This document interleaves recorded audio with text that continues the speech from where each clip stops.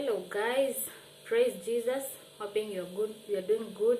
Welcome back to my channel. Thank you for those who are watching my videos, those who are subscribing and sharing my videos. May God bless you.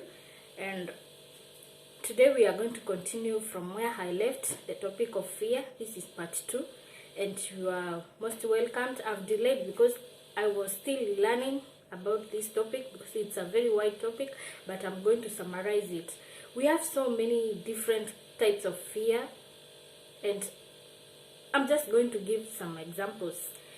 Let's say like you want to start a business, but you are afraid, and you're afraid of loss. You have your 100k in the account, you want to start this business, but you back in your mind you are like, what if the business goes to loss? I lose this money, and from that fear you are not ready to start this thing. Like for example, as for me, as I was starting this channel, I didn't know where I'll be getting the content, but by God's grace the content flows. Just after 3 days you have something to talk about. After 3 days you have something to talk about. The other thing, it's about resurfacing of the pain in our past. You want to start something, but because you were there before and you are hurt, you are afraid to start it again. Like in relationships, your previous relationship was toxic, you were hurt, but you have moved on, yes, and you have healed, yes, but you don't want to start another one because you are still afraid of that pain that happened behind there. And still kuna hii fear ingine ya fear of now, yani you feel like you are not enough. Let's say you want to do a course, like you want to do engineering, but you feel like those are so many years, I can't do this, and you don't trust yourself. And I've come to learn that fear can cause depression, fear can cause death, fear can cause stagnation. When I talk of fear can cause death, I'm going to give an example. There was this girl, my friend's daughter. She was in Form 2. So her parents were very strict and tough. Walikuwa wanamchapa really, kumchapa vizuri. So this girl, by mistake, let me just say by mistake, she got pregnant when she was in Form 2. So she knew, my mom and dad is gonna kill me. If they know I'm pregnant, they will kill me. So this girl decided to abort this child.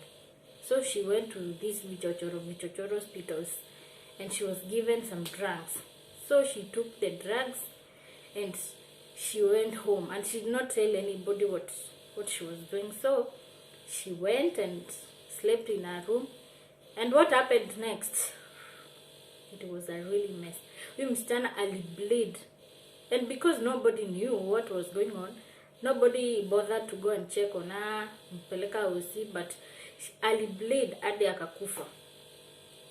Because only she was afraid to tell her parents that she was pregnant, and just because of that fear, atachapo hadi akufe, atachapo. So hiyo kuogopa kuchapo, it led to death.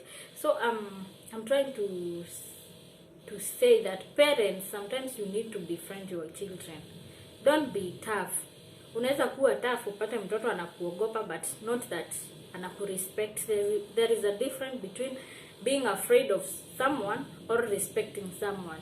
So sometimes I say that parents, we should befriend our children.